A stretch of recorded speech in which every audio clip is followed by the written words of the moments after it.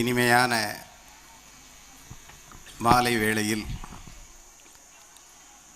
மகிழ்வோடு கூடியிருக்கின்ற பெற்றோர்களே, இந்த விழாவை சீரோடும் சிறப்போடும் நடத்துவதற்கு உறுதுணையாக இருக்கின்ற ஆசிரிய பெருமக்களே, உங்களுடைய தனித்திறனையெல்லாம் இந்த உலகத்துக்கு வெளிச்சம் போட்டு காட்டுவதற்காக குழுமியிருக்கின்ற மாணவ செல்வங்களே, அத்தனையும் தாண்டி இந்த நிகழ்வின் தலைமை விருந்தினராக வந்திருக்கின்ற இளைய சகோதரர் சிக்கந்தர் சுல்தான் அவர்களே, பள்ளியின் முதல்வர், academic director, principal, vice principal மற்றும் அனைத்து ஆசிரியர் பெருமக்கள், ஆசிரியர் அல்லாத ஊழியர்கள் அனைவரையும் வணங்கி வரவேற்று சிறிய உரையை நிகழ்த்தலாம் என்று ஆசைப்படுகின்றேன். இந்த வளாகம் மிக சிறப்பாக மாணவர்களுடைய கொண்டாட்டத்தோடு அறிவு வளர்ச்சியோடு மிக வேகமாக வளர்ந்து வருவதை பெற்றோர்களாகிய நீங்களெல்லாம் அறிவீர்கள். இந்த விழா நிகழ்விலே இந்த குத்துவிளக்கை ஏற்றுகின்ற பொழுது ஒரே ஒரு விஷயம் மட்டும் எனக்கு நினைவுக்கு வந்தது. ஏனென்றால் நம்முடைய பள்ளியின் அகடமிக் டைரக்டர் நம்மளுடைய சிக்கந்தர் சுல்தானை பற்றி ஒரு அறிமுக உரை நிகழ்த்துகிற பொழுது அவர்களுடைய சமூக தொண்டை, அவருடைய தன்னார்வ நிறுவனம் வைத்து நடத்துவதை, பொதுவாக சொல்லப்போனால் நாங்கள் இருவரும் ஒரே ஒரு பாரம்பரியமிக்க குடும்பத்தில், ஆதித்தனார் குடும்பத்திலிருந்து வார்க்கப்பட்டவர்கள். நான் செய்தித்தாள் ஊடகமாக வந்தேன், அவர் அலோ எஃப்எம் மூலமாக உள்ள வந்தார். இருவருமே ஆதித்தனார் பாரம்பரியத்திலிருந்து புறப்பட்டு வந்தவர்கள். ஆனால் அவருடைய திறமையை, அவருடைய வல்லமையை தமிழகத்தில் உள்ள பல பகுதிகளில் உள்ள மாணவர்கள் மட்டுமல்லாமல் பல்வேறு தளங்களில் இருக்கின்றவர்களுக்கு பயனடுகின்ற வகையில் அவருடைய திறனை வெளிப்படுத்தி கொண்டு வருகின்றார். டேலண்ட் ஹண்டர் அகாடமி என்று ஒன்றை வைத்திருக்கிறார். எந்த துறைக்கு யாருக்கெல்லாம் எடுத்துச் செல்வதற்கு அவரிடம் ஒரு தனித்திறமை இருக்கிறது. அந்த திறமையை கொண்டு வந்து அவர்களை அந்த இடத்திலே அமர்த்துவது தான் அந்த அகாடமியினுடைய நோக்கம். அதை மிக சிறப்பாக செய்து கொண்டிருக்கிறார். அதை மட்டுமல்லாமல் மதுரை என்றாலே, மதுரையை சுற்றி இருக்கின்ற மாவட்டங்கள் என்றாலே சிக்கந்தர் சுல்தானை தெரியாமல் யாரும் இருக்க முடியாது. அத்தனை நிகழ்வுகளிலும் அவர்தான் அந்த நிகழ்வை ஆட்டி படைத்து கொண்டிருப்பார். அப்படிப்பட்ட ஒரு தன்மை கொண்டவர். அவர் நம்முடைய நிகழ்விலே வந்து தலைமை தாங்குவதிலே நான் மட்டற்ற மகிழ்ச்சி அடைகின்றேன். இன்றைய தினம் ஒரே ஒரு நிகழ்வு மட்டும் நினைவுக்கு வந்தது. சில ஆண்டுகளுக்கு முன்பு நம்முடைய மேதகு முன்னாள் குடியரசுத் தலைவர் கலாம் அவர்கள் திருச்சி NIT-இலே ஒரு விழாவில் பங்கேற்று அந்த விழாவிலே குற்றுவிளக்கு ஏற்றி வைத்து அவர்கள் எந்த விழாவுக்கு சென்றாலும் மாணவர்களை சந்தித்து உரையாடுவது வழக்கம். அந்த பாங்கிலே அவர்கள் மாணவர்களிடம் உரையாட சென்றபோது ஒரு மாணவர் எழுந்து அவரிடம் கேட்ட கேள்வி, நீங்கள் இதுவரையில் பயணித்த காலத்தில் எந்த ஒரு நிகழ்வை பெருமை நிறைந்ததாக நீங்கள் கருதுகிறீர்கள் என்று கேட்டபோது அவர் ஒரு நிகழ்வை சொன்னார். என்ன சொன்னார் என்றால், இப்பொழுது இந்த அரங்கத்துக்கு வருவதற்கு முன்பு நான் இந்த மேடையிலே குற்றுவிளக்கு ஏற்றினேனே, அப்பொழுது அந்த குத்து விளக்கு ஒரு இந்துவாக அங்கே அமர்ந்திருக்கிறது.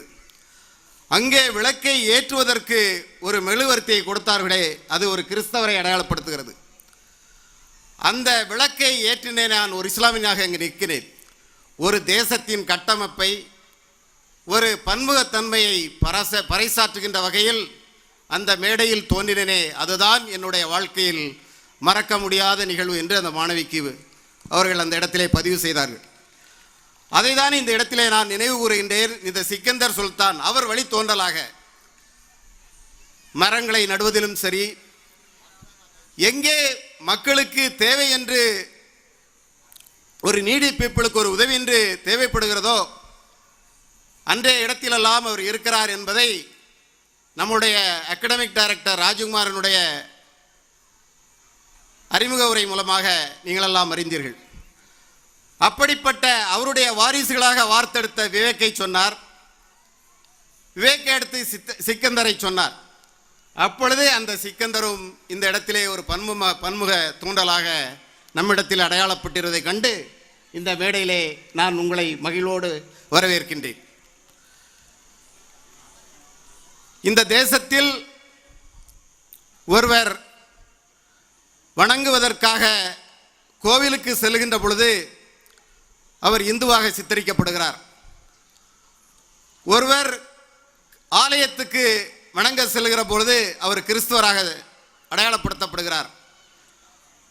ஒருத்தர் மசூதியிலே சென்று தொழுகை செய்கிற பொழுது அவர் ஒரு இஸ்லாமியராக அடையாளப்படுத்துகிறார். அதையும் தாண்டி மனிதனாக நற்பண்போடு அடையாளப்படுத்துகின்ற இடம்தான் இந்த பாடசாலை என்பதை நீங்கள் இந்த இடத்திலே உணர வேண்டும். எப்படிப்பட்ட ஒரு தளத்தில் உங்களுடைய பிள்ளைகளை தந்திருக்கிறீர்கள், அவர்களை எப்படியெல்லாம் வழிநடத்த வேண்டும் என்று தினமும் ஒரு கண்ணோட்டத்தோடு நாங்கள் பயணித்துக் கொண்டிருக்கின்றோம். அருகாமையில் ஒரு வளாகத்தை வைத்திருக்கிறோம். அங்கே ஒரு மெட்ரிகுலேஷன் பள்ளி, ஆயிரக்கணக்கை தாண்டி மாணவர்கள் படித்துக் கொண்டிருக்கிறார்கள். உங்களுக்கெல்லாம் தெரியும், இந்த மாவட்டத்தில் முதன்மை பள்ளியாக அது வளர்ந்திருக்கிறது. அங்கு படிக்கின்ற மாணவர்கள் தமிழகம் மட்டுமல்லாது அண்டை மாநிலங்களிலும் உயர் படிப்பிலே ஜொலித்துக் கொண்டிருக்கிறார்கள் என்பதையெல்லாம் நீங்கள் அறிவீர்கள். அதே போல் அவர்கள் மதிப்பெண்களை வைத்து அடையாளப்படுத்துகிறார்கள். இங்கே இருக்கின்ற உங்கள் குழந்தைகள் அவர்கள் திறமையை, அவருடைய ஆளுமையை, அவருடைய தகுதி தேர்வை, திறனறிவு தேர்வை வைத்து இந்த உலகத்தில் அடையாளப்படுத்த வேண்டும் என்பதற்காகத்தான் இந்த வளாகம் தோற்றுவிக்கப்பட்டிருக்கிறது. இந்த வளாகத்தை என்னுடைய மகன் திரு அகாடமிக் டைரக்டர் ராஜ்குமார் வழியாக அவர் படித்த ஐஐடியிலே படித்துக் கொண்டிருக்கின்ற அந்த டேட்டா சயின்ஸ், அந்த உயர்கல்வி இந்த மாணவர்களை வழிநடத்துவதற்கும் அடுத்து அவர்களுக்கு ஒரு கட்டுக்கோப்பான வாழ்க்கையை, ஒரு உயர்கல்வியை அமைத்து கொடுப்பதற்கும் பயன்படும் என்ற சூழலிலே முழுமையாக அவரை இதை ஈடுபடுத்தி அவருக்கு பின்பு பல ஆசிரியர்களை பின்தொடர்ந்து வழிகாட்டுதலுக்காக நாங்கள் தயார் செய்து கொண்டிருக்கின்றோம். இந்த ஆண்டு நம்முடைய மாணவர்கள் நவரத்தினங்களைப் போல் 9 குழந்தைகளோடு பொது தேர்வை சந்திக்க இருக்கிறார்கள். இந்த முதல் ஆண்டிலேயே எங்கும் நம்முடைய பள்ளி தெரியக்கூடிய அளவுக்கு அது புகழ் பெறும் என்பதில் எந்தவித அச்சமும் யாருக்கும் தேவையில்லை. இப்பொழுது இருந்தே அந்த குழந்தைகளை எப்படி வார்த்தெடுப்பது, பொதுத்தளத்துக்கு அவர்களை எப்படி தயார்படுத்துவது என்பதிலே மிக கவனமாக இருக்கின்றோம். உங்களுக்கெல்லாம் தெரியும், மத்திய அரசு பணிக்கு செல்ல வேண்டுமானால் ஸ்டாஃப் செலெக்ஷன் கமிஷன் யூபிஎஸ்சி போக வேண்டும். தமிழக பணிகளுக்கு செல்ல வேண்டுமானால் டிஎன்பிஎஸ்சி எழுத வேண்டும். மிகப்பெரிய உயரிய நிறுவனங்களுக்கு, பன்னாட்டு நிறுவனங்களுக்கு பணிக்கு செல்ல வேண்டுமானால் மிகச்சிறந்த கல்வி நிலங்களில் அவர்கள் பயில வேண்டும் என்பதை அறிந்து அவர்களுக்கு ஏற்றாற்போல் ஒரு பொது அறிவை வளர்ப்பதற்காக பாண்டிச்சேரியிலே இந்தியாவிலே மிகச்சிறந்த முத்துக்குமரன் என்று சொல்லக்கூடிய டைனி டிராப்ஸ் ஃபவுண்டரை வைத்து ஒவ்வொரு வாரமும் அவர்களுக்கு பொது அறிவு பயிற்சிக்காக இந்த ஆண்டு முதல் நாம் அந்த திட்டத்தை அமல்படுத்த இருக்கிறோம். அதையும் தாண்டி அவர்களுடைய நன்னெறிகளை, தலைமை பண்பை, இடர்பாடுகளான நேரத்தில் சவால்களை சமாளிக்கக்கூடிய திறமையை மேம்படுத்தும் பட்சத்தில் ஒரு தேசபக்தியை உருவாக்கக்கூடிய ஒரு ஆற்றலை மேம்படுத்தக்கூடிய வகையில் தமிழ்நாட்டிலேயே படிக்கின்ற மாணவர்கள் அனைவரும் சாரணர் இயக்கத்தில் இருக்கின்றவாறு அவர்களை தயார்படுத்தி கொண்டிருக்கின்றோம். சாரணியர் இயக்கம் உலகம் முழுக்க 216 நாடுகளில் அது இயங்கி வருகிறது. அந்த குழுவிலே கட்டமைக்கப்படுகின்ற மாணவர்கள் மிகச்சிறந்த, அவர்கள் எந்த துறையை தேர்ந்தெடுத்தாலும் அந்த துறையில் தலைமையேற்று பல பேரை வழிநடத்தக்கூடிய ஒரு பாங்குக்கு அவர் தயார்படுத்தப்படுவார்கள். இந்த ஆண்டு முதல் அவர்களுக்கு தேவையான அனைத்து பயிற்சியும் கொடுத்து வாரத்தில் ஒரு நாள் அவர்கள் மிடுக்கான ஆடையோடு நீங்கள் பள்ளிக்கு வருவதையெல்லாம் பார்த்து கொண்டிருக்கிறீர்கள். இனி அதற்கான பயிற்சியும் தொடங்கப்படும் என்று இந்த நேரத்திலே தெரிவித்துக் கொள்கிறேன். அதே போன்று திறனறிவு தேர்வு, தகுதி தேர்வுகளில் வெற்றி பெறுவதற்கு பாடத்தையும் தாண்டி அவர்களுக்கு என்ன தேவை என்பதை புரிந்து அதற்கு சரியான ஒரு நிறுவனம் என்ன என்று அடையாளப்படுத்தி அவர்களோடு பேச்சுவார்த்தை நடத்தி கொண்டிருக்கிறோம். இன்னும் சில நாட்களில் அவர்களோடும் ஒரு புரிந்துணர்வு ஒப்பந்தம் ஏற்பாடாகிவிடும். அதற்கு பின்பு உங்களுடைய குழந்தைகளுடைய வளர்ச்சி, அவங்களுடைய திறமை, அவருடைய எண்ணங்கள், அவர்களுடைய பண்பு வளர்வதையெல்லாம் நீங்கள் பார்ப்பீர்கள். எப்படி ஒரு பறவை மரத்தில் அமருகின்ற பொழுது அதனுடைய கிளைகளை நம்பாமல் அதனுடைய இறகுகளை மட்டும் நம்பி அது இருக்கிறதோ, அதை போன்று உங்களுடைய குழந்தைகளை அறிவை நம்பி மட்டுமே கட்டமைக்கக்கூடிய ஒரு சூழலை இந்த தளம் உருவாக்கி தரும் என்று இந்த நேரத்திலே நான் உறுதி கூறுகின்றேன். அதை போன்று நம்முடைய குழந்தைகளுக்கு நேர மேலாண்மையை பற்றி கற்றுத்தருகிறோம். வாசலில் நுழைந்தவுடன் மேதகு கலாம் அவர்களும் நான் குருவாக ஏற்றிருக்கின்ற பெருந்தலைவர் காமராஜர் அவர்களும் என்ட்ரன்ஸிலே பெற்றோர்களையும் மாணவர்களையும் வரவேற்பதை பார்ப்பீர்கள். அதிலே ஒரு வாசகம் இருக்கும், யாரெல்லாம் நேர மேலாண்மையில் ஐக்கியப்படுகிறார்களோ அவர்கள் தான் இந்த உலகத்தினுடைய கதாநாயகன் என்று. அப்படி தயார்படுத்துவதற்கு ஆசிரியர்களும் பள்ளிக்கூடங்களும் மட்டும் பத்தாது, அதில் பெற்றோர்கள் பங்கும் அவசியம்.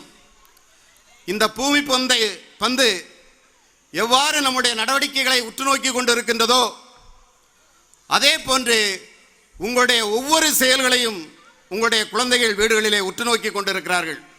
நீங்கள் இதை செய் என்றால் அவர் செய்ய மாட்டார்கள், நீங்கள் எதை செய்கிறீர்களோ அதை செய்வார்கள்.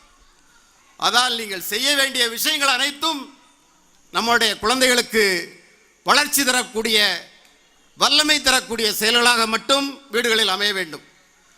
பள்ளிக்கூடங்களில் ஆயிரக்கணக்கான கட்டமைப்புகளை நாம் உருவாக்கி கொடுத்தாலும் அந்த கட்டமைக்கின்ற பணி வீடு வரை அது தொடர வேண்டும். அதற்கு பெற்றோர்கள் முன்வர வேண்டும் என்று இந்த நேரத்திலே நான் பதிவு செய்கிறேன். காரணம் என்னவென்றால், பெற்றோர்கள் குழந்தையை வீட்டிலிருந்து அனுப்புகிற பொழுது பள்ளி வாகனத்திலோ தனியார் வாகனத்திலோ இல்லையெனில் நீங்களே நேரடியாக கொண்டு வருகின்ற பொழுது அவர்களோடு வருகின்ற வழியிலெல்லாம் நீங்கள் உரையாடி கொண்டே வர வேண்டும். எக்காரணத்தை கொண்டும் உங்களுடைய உணர்வுகளை, ஒரு எதிர்மறையான உணர்வுகளை அவர்களிடம் புகுத்தி கொள்ளக்கூடாது. நம்முடைய உதடுகள் உணர்ச்சிகளுக்கான போர்க்களம். அது என்ன நினைக்கிறதோ அதை நாம் செய்துவிட்டோமானால் குழந்தைகள் பாதிக்கப்பட்டு விடுவார்கள்.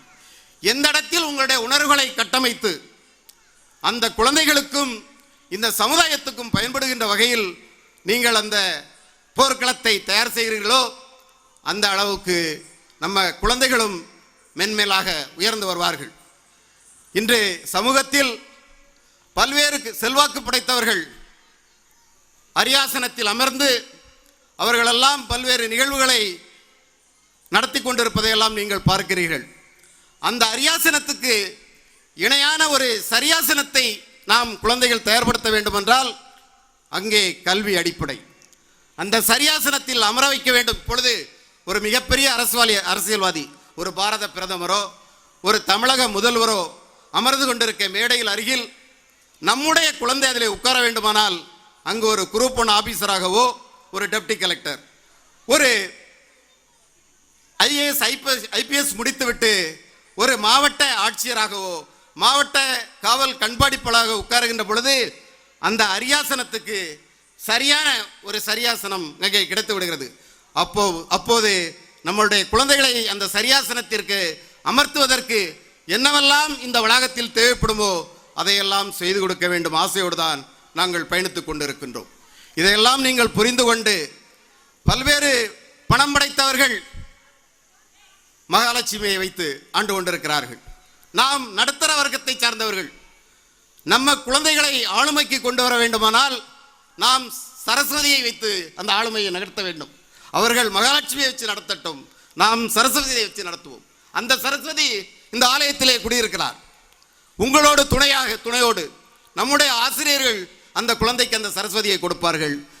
நம்முடைய குழந்தைகள் மிக விருட்சமாக தலவிருட்சமாக உருவாகுவார்கள் என்று கூறி நேரம் கருதி என்னுடைய உரையை நிறைவு செய்கிறேன். ஒத்துழையுங்கள், நாம் வளருவோம் என்று கூறி நன்றி விடைபெறுகிறேன்.